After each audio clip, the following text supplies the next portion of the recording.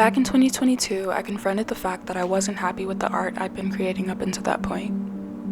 I was tired of feeling that way about it too.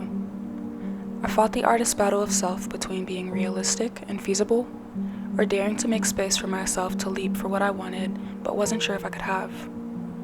I felt like everyone else around me congratulated and celebrated me for works that seemed insignificant to me at best. I felt uninspired and just went through the motions. And then I just stopped. I asked myself where to go from this place and decided that I needed to allow myself to let all of the dreams I had manifest themselves. I decided that it was better to put my full heart into something real instead of putting half a heart into something I perceived as being secure, even if I wasn't sure whether or not I'd fail. And so I did. I thought about what I really want. Because the thing is, when you decide something and you decide, this is also what hit me, you decide that you want something and do not move, you are unmovable, that thing is going to come to you. And I have the conviction of so many people that's come before me. Nice little bush here. Just let your imagination run wild. Let your heart be your guide. In the time you sat around worrying about it and trying to plan a painting, you could have completed a painting already. Let it happen. Let it happen. You know, for so many years, I was a traditional painter.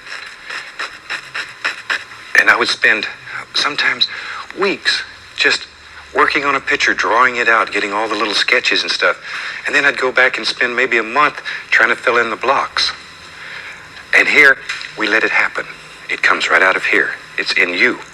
And you put it on the canvas. This video is well overdue. I showed back in February and I've been talking about this collection for months now on Instagram and TikTok. So I'm just gonna do this show and tell style and kind of like walk you through the process of initially wanting to create the collection. And as much as I can remember the thought process throughout creating the collection, how I went about finding the shows, stuff like that. So you're in for a treat, especially because I live on the busiest street possible, so you're bound to hear some Hellcats and maybe a fight or two. You know, who knows? So first, before even starting the collection, I had to come to a level of frustration with myself with the way I had been working. As you can see, we had a pivot. So Rosa Bird is taking over Kiara Nicole. Kiara Nicole is no more. So I had to come to a level of like heart-wrenching, like this is not what I want type of feeling before I even started this collection. Starting this project was actually birthed from trying to chase something that I knew that I didn't even want, and with that chasing customers and algorithms and deadlines that I made up myself that stressed me out. I have never ever liked retail, working big box corporations, doing the retail myself, so why in God's name would I create a brand where I have to hand make, manufacture, market, like post, ship all of the products myself? So after I did all my soul searching, I thought about what I really want. And asking myself what I actually wanted, what would make me happy, what would make me proud of the work that I put in, and not trying to chase customers and algorithms. I found out that what I wanted to do was making something and showing it. That's it.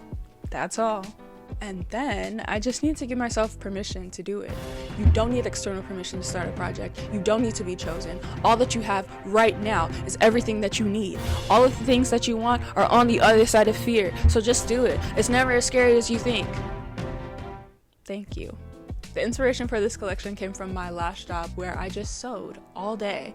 And I noticed that certain people were in the cute little office spaces, and then other people were basically in sweatshops.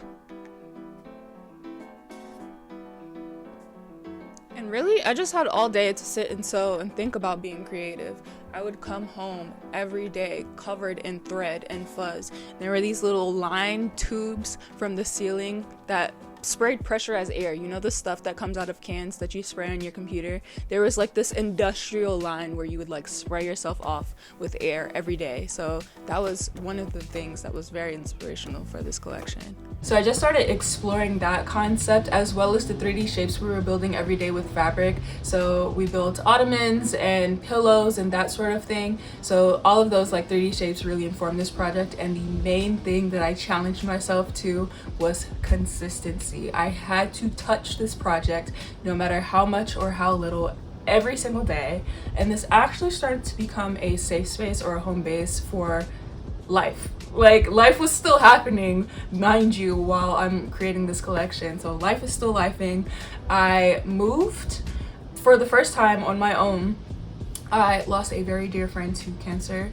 I got into relationships, got out of relationships, and just everything around me was still happening, and this really became my home base. I thought about making a separate video about detailing the manifestation aspect of this collection and creating it, and also just the process of actually manually putting together the pieces. I think that will be fun, but for now I'm just going to keep it to thoughts and feelings. By the time I finished this collection, the website is done, the photo shoot is done, the portfolio is sent. I don't even know what imposter syndrome is, okay? I am going to New York, okay? I didn't even question whether or not I was getting into these shows. I worked too hard. So I shot my collection and sent my portfolio to a couple of different shows. I think it was 4, and I got into all of them. But the one that I really wanted was the last one to respond. So I had already signed with one of them that responded earlier because I got nervous and I just signed. But I got into them both and I did them both because the biggest one that I really wanted was not getting back to your girl. So yeah, I learned a lot about myself throughout the process of making this collection happen, throughout the journey that we just went on. And I would love to share some of the spiritual and tactical elements of this whole thing, this whole artist journey, sometime soon. And I know I have a lot to work on still as far as perfectionism and overworking myself, but hopefully we'll get some practice on that during the next collection, huh? Yeah. Thanks for watching. See you soon.